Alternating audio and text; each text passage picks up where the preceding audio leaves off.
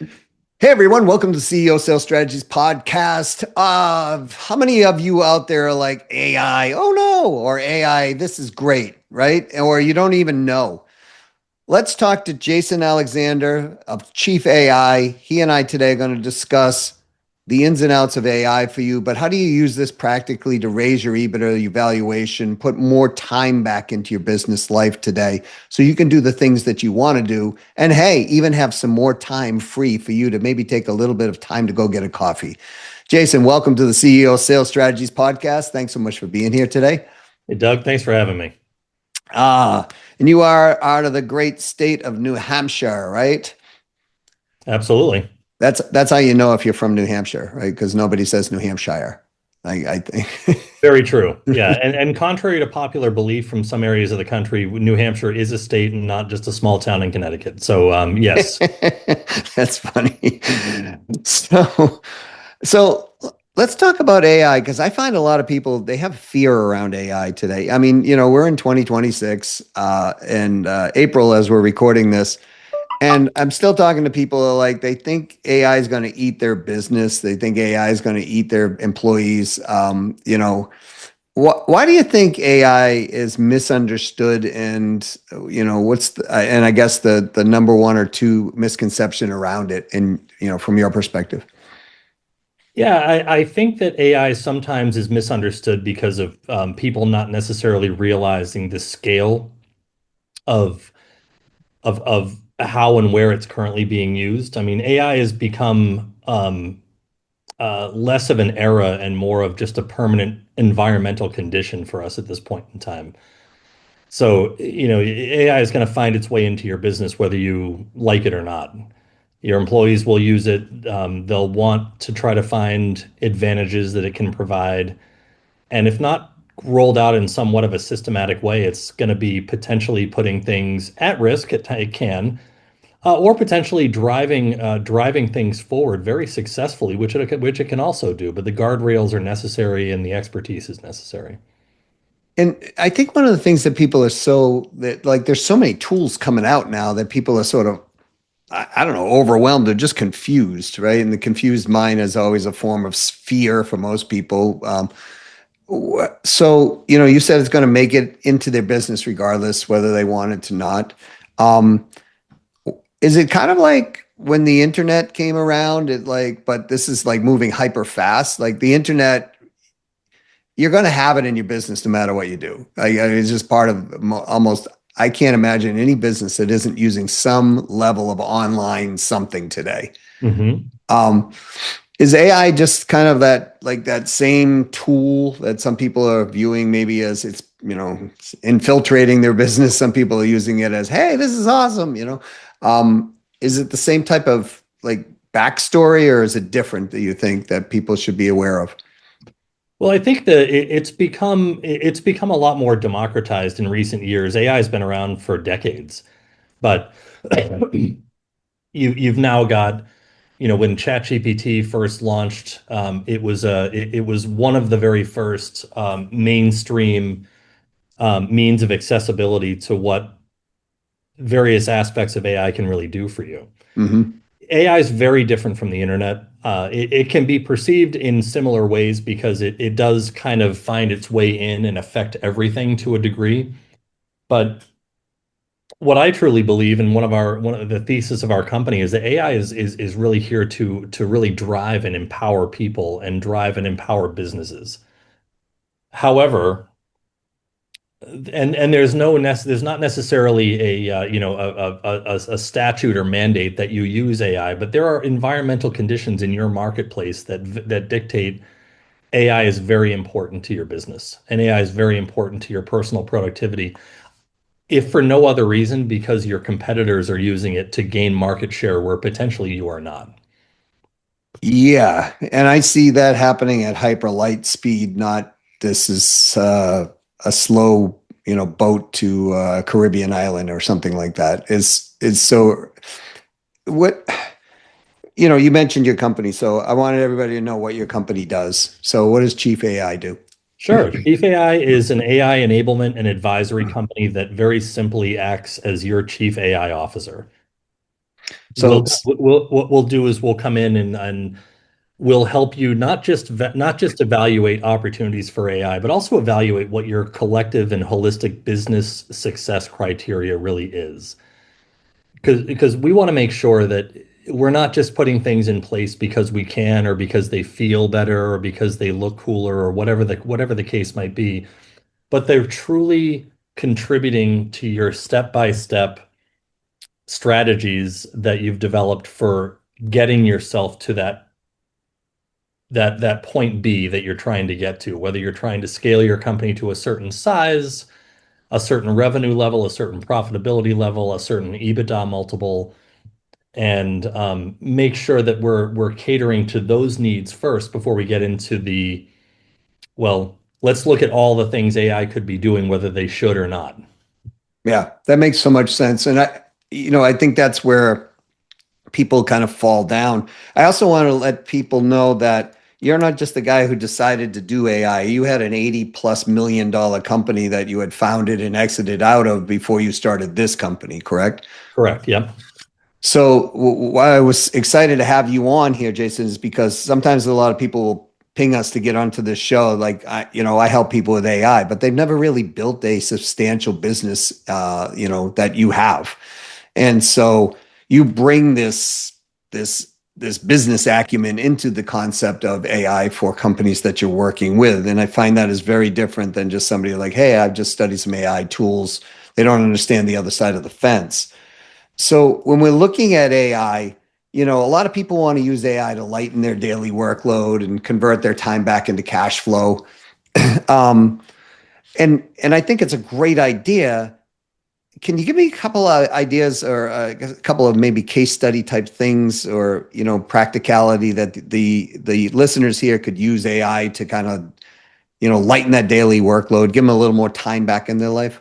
Sure. Especially in the world of, we'll start off in the world of sales because it makes a lot of sense. Mm, And not only can the right implementation of AI save you time, but it can also increase the quality of your output as well. So, for instance, if you're looking for a better and greater way of presenting your products and services at the proposal stage of your pipeline, for example, AI can do a great job of creating a highly consistent, highly informative, value proposition infused proposals for your clientele where perhaps maybe some of your proposals might have fallen down in some cases. mm. One of the first places we like to look at is proposals because a lot of times the proposals are completely soulless, lifeless, and missing the information that's required to get the client over the finish line into the closed category. So you've spent all this time cultivating and whining and dining and doing all these things, and then we kind of deliver just a black and white menu of services without necessarily infusing what the value of those services is, what the outcome of the receipt of those services should feel like, look like, and how they should be measured. And so we often will be able to increase the breadth and the depth of the information going into a proposal and the consistency of what those proposals look like going out the door. That's one example. When you go there, what I'm hearing is you're incorporating the business return on investment, the personal return on investment, and standardizing that process and making it, I would say, personalized and meaningful to the actual reader of that proposal versus just kicking something out with line items saying, here's what we do, here's our price. So Jason, you can make that part of that proposal automated. Absolutely. We can spend time with you just deciding what a proposal needs to look like and what the data going into that proposal should look like, and then create an output that is going to be an upgrade to what you're currently experiencing in terms of look and feel, in terms of contents, to try to get that client continuing to feel good and warm and fuzzy and ready to sign on the bottom line. So what I'm hearing is we can provide kind of a feel of a boutique high touch model at scale. 100%.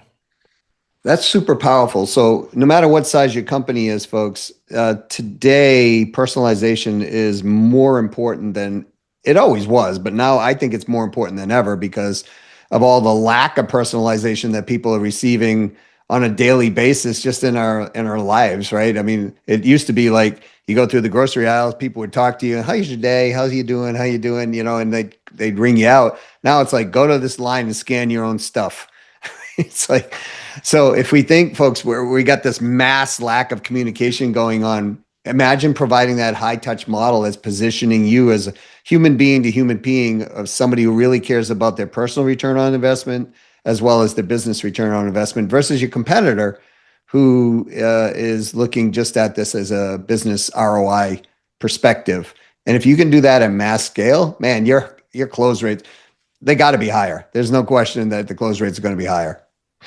100% accurate. And I think it's important, it's really critically important for organizations to look at what is their ethos, what is their culture, what is their mission and goals in terms of clients feel when it comes to the prospecting and through the initial prospecting through the close process. Because a lot of times AI communication gets a really, really bad reputation for no reason.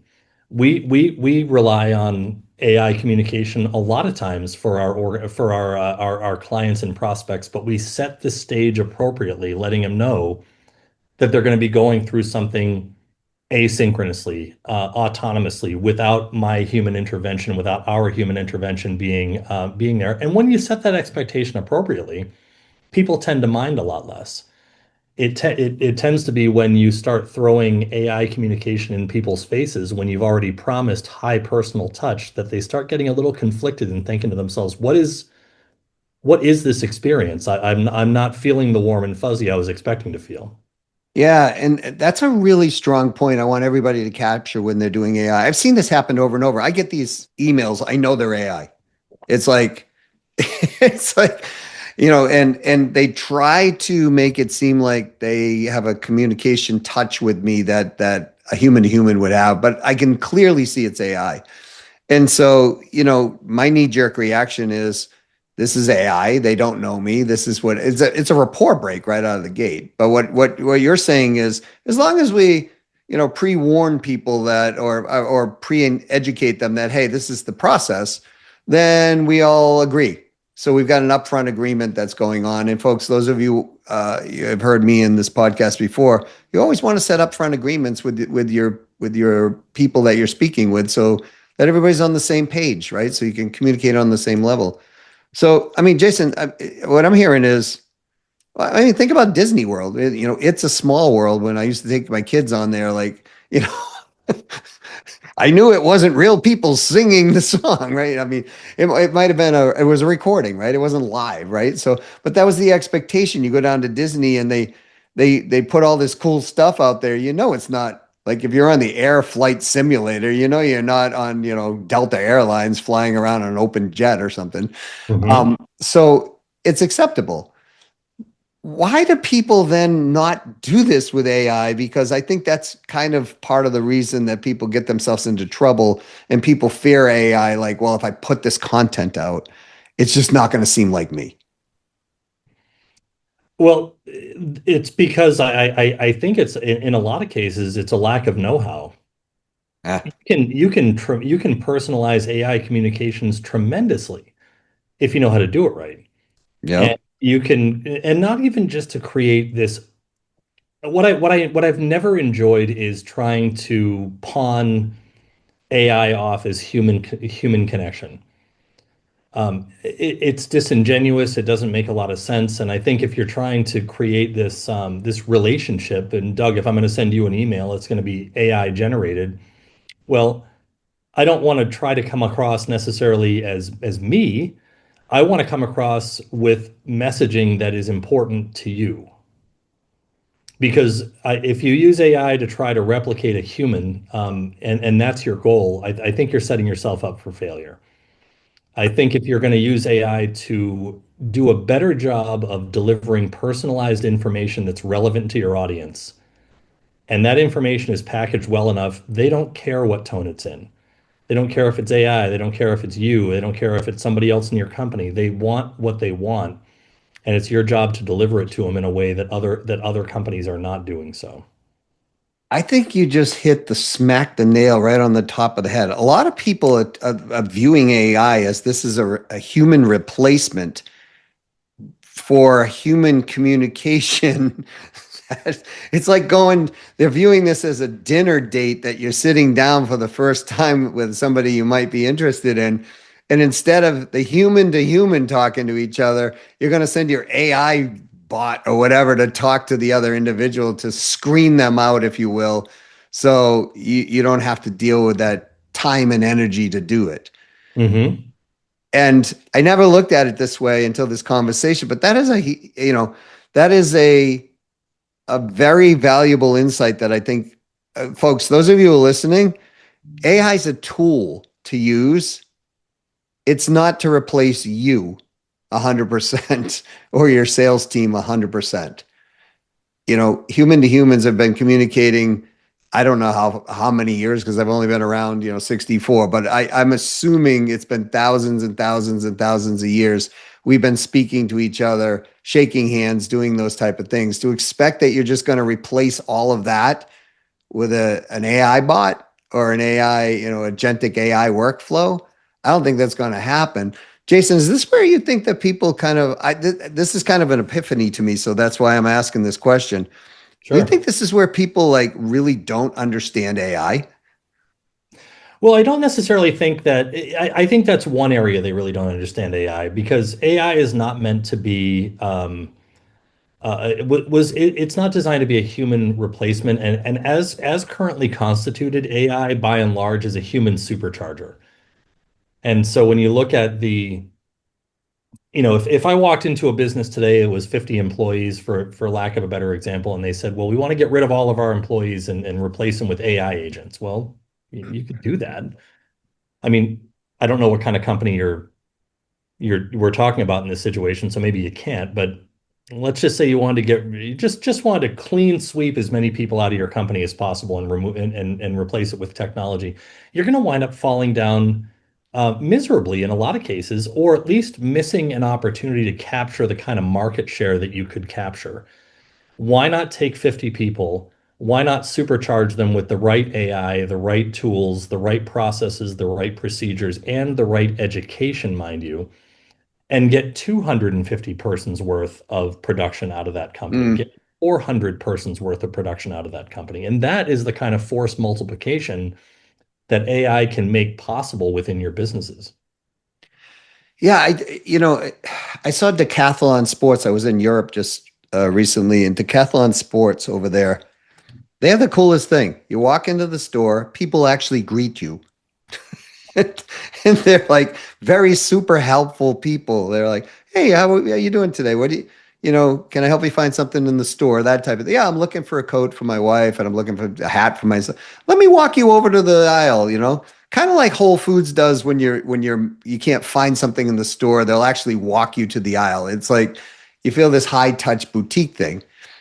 Now, where I feel Whole Foods kind of drops the ball is on their checkout process when they send you through the self checkout thing. But Decathlon Sports was using AI to help identify new opportunities, but it didn't feel like it was just this pushy, invasive thing. And when you check out with Decathlon Sports, they actually have redeployed their labor force to actually be super helpful. They're talking to you, but you walk by with all your stuff, you drop it in a bin, and the bin like calculates everything for you, and it's like really cool setup, right? To get through. But there's live human beings who are actually communicating with you on all the important stuff that you're looking for, but they're letting AI do all the workflow process. And it's like this greatest feeling shopping at that store. I would go back there again and again and again just because I felt like I was helped and got my impact on the business return I'm looking for, i.e., I spend my money, I got my stuff, and the personal people were there to be super, super over the top helpful. And that's one case example. I think they're using AI in a really great way to do that.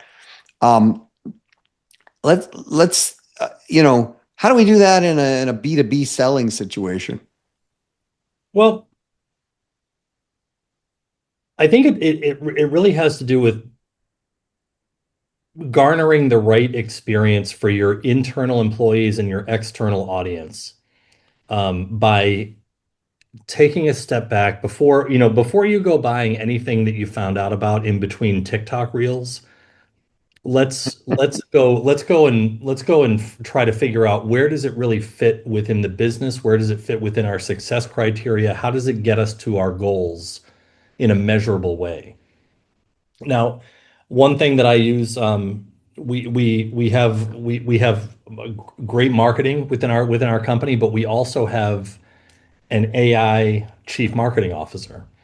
It's something that, while we as humans are acting sometimes inconsistently because of the demands of the day, or because we have too much ADHD, or because of whatever the reason might be, we oftentimes can depend on AI to provide us those guardrails that are going to make a lot of sense. So, for instance, if I want to put up a post on social media, if I want to put together a proposal, if I want to put together a one-page brochure, whatever the case is, I can create that in whatever medium I want. I can have my people create it for me, but I can also run it through my chief marketing officer to make sure that the messaging is consistent with what we sat down in our strategy session and ensured we want to be providing to all of our clients. I can make sure the coloring is on brand. I can make sure that the writing style is on brand, and keep in place those guardrails, so I feel good every time I put something out into the world, that if you took a collection of it, you would see it's all coming from the same company with the same mission and the same principles. Hmm.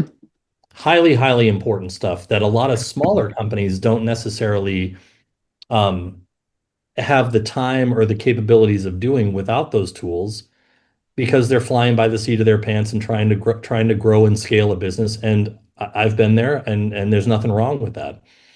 But having in place the right agents and the right support with AI can keep you on brand, can limit the length and duration of sales cycles, disqualify opportunities that didn't belong in the pipeline in the first place, and oftentimes proactively and or reactively communicate with your clients in more of a real-time fashion.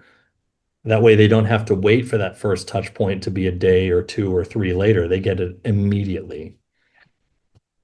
So what we're using AI for essentially is to increase the effectiveness of what we're doing, but really the efficiency behind the effectiveness.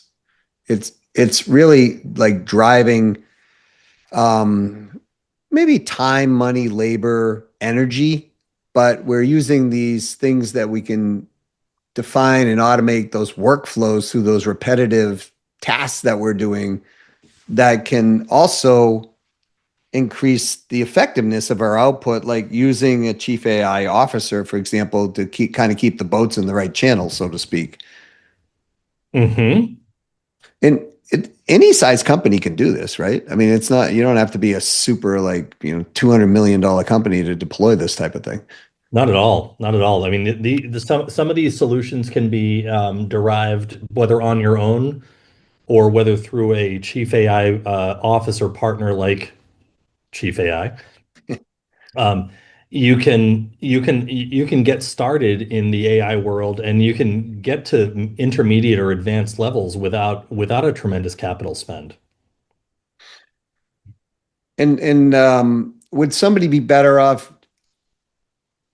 I guess the question is, I look at this as leverage. Like a guy like you knows all this stuff, right? So I could just go to your company and you could just do it for us, so to speak.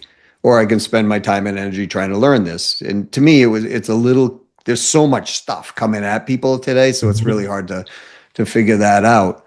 Um, so when somebody has a chief AI officer, are they being set up like, hey, I want a chief marketing officer, a chief AI marketing officer. I want this. I want these advisors in my business. Is that something that you help them set up? Most certainly, most certainly, and it is of critical importance, I believe, that you find this is where this is, and I guess I'm a little bit biased because this is what I do for a living, but whether it's chief AI or somebody else, finding somebody with with a broader and deeper expertise of what's possible with AI, so you can start off right, and you don't have to go ripping up the foundation that you thought you built because it was built with substandard knowledge in the first place, and making sure that partner truly has an understanding of business. So let's just remove AI for a minute. Understands what it's like to start up a business, to scale a business, to break out a new department, to hire an executive team for the very first time, or to cultivate a group of individual contributing resources in a way that's going to enrich their professional lives and keep them on board and keep them happy. If you have just taken a how to be an AI consultant weekend course and are trying to get business done without having this core knowledge for decades, it becomes very, very difficult to predictably make the difference that your client's looking for you to make, and it becomes highly dependent on luck, which nobody wants to hear. Yeah. Well, I mean, when you're in the trenches as you have been for decades, and you gain wisdom, right? Yeah. You and I, we made mistakes that other people don't have to make, Oh yeah. right? And so when you can see that coming from a distance, and you're like, oh, okay, this is not going to turn out, we shouldn't take that path. There's a big cliff on the other edge of that path, and we already know that. We can help guide people so that they're not running down that path enthusiastically in the middle of the night, you know. And so I think that's a huge, as I said in the beginning of this podcast, it's a huge advantage of, even when I've been conversing with you, I can immediately tell that you and your company actually understands what they're deploying versus, hey, this is just a tool. Let's throw it out in the field and see what happens. I wrote something a little while back that said rudderless AI enablement is like running with scissors. You're just asking for trouble. You really are. Now, and don't let me take away anything from the founders and operators and executives who are watching this program right now, who have the full knowledge necessary to go through an AI enablement program in Yep. the right way. But I'm saying this to all of the others who might be relying on ChatGPT to walk them through how to do it, or there's a lot to it. It doesn't have to be terribly complicated. It doesn't have to be terribly expensive, but it does have to be done the right the first time to make your AI experience scalable and relevant to your staff. Folks, I want to double down on this point because I think this should have been the whole focus of our podcast. And I'll tell you why. Because if you deploy technology, because I come from a tech background, right? If we employ technology in a way that we don't do it the right way, I mean, those of us who are old enough, if you ever switched your telecommunications providers in the past and you got knocked out of service for a day or two or three, it's not fun. Right? You got, money that's lost, clients that are upset, people that may leave the job. It's crazy. But when you said rudderless, it reminded me of a story. I was in the Merrimack River one time, and my father and I owned a commercial lobster business. And I was in the middle of the mouth of the river, just going out to the ocean. It was super, super big waves. Everything was, not a place you want to make a mistake. And then all of a sudden, my rudder let go on the boat. So, folks, the rudder on the back is on the back of the boat, which kind of helps you steer right, left, turn around, whatever, right? And somehow the cabling just kind of detangled from the rudder, and I was left in the turbulent wake floating around in this boat. And then it's starting to turn sideways and drive me toward the jetties, which are a bunch of big rocks, folks. And so it is not a good place to be in that boat. And so, analogous to that situation, you do want to start off with AI the right way. If you don't, you'll be in the middle of that channel, as I was, going toward the rocks in a very bad way.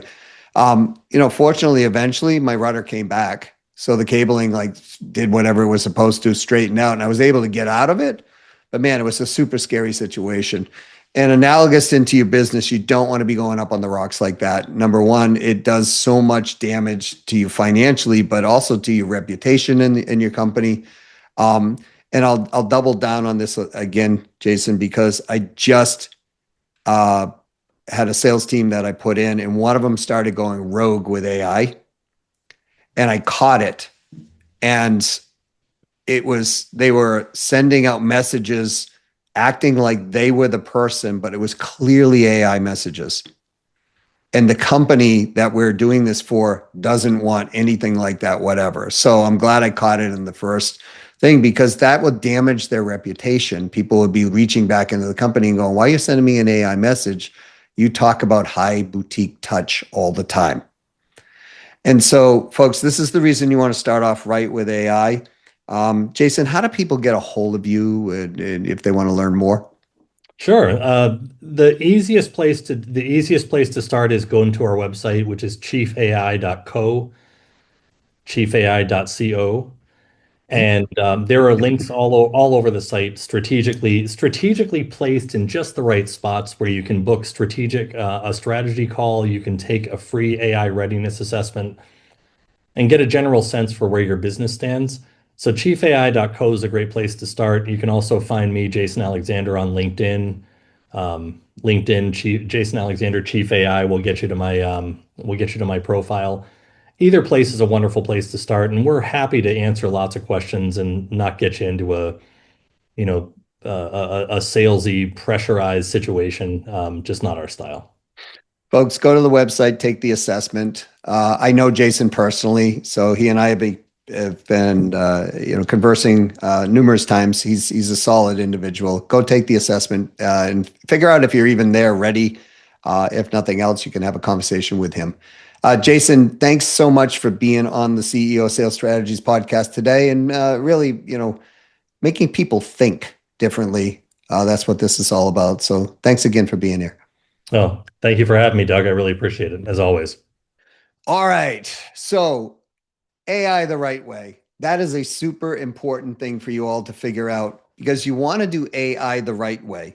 What is the right way? Well, figuring it out up front. Too many tools, too many things coming out, right? Very difficult to work through the weeds of all the complexity of stuff that's coming out. But again, as Jason was saying, AI is not that difficult to deploy. When you have the stuff that's strategic, it just works way better.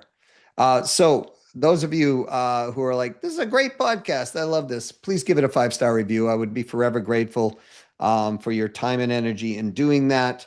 For those of you interested in increasing your EBITDA multiple, your valuation of the company, giving you more time, money, energy back in your life, which is why you started your business in the first place, reach out to us, me directly at Doug at ceosalesstrategies.com. And let's talk about the diagnostic assessment. We literally will find hidden revenues and hidden margins in your business that's you've already paid for, folks, but it's just not in your bank account yet. So let's move it from the hidden to your bank account, and we can talk about that in depth. Until next time, this is Doug C. Brown with the CEO Sales Strategies Podcast saying, to your success.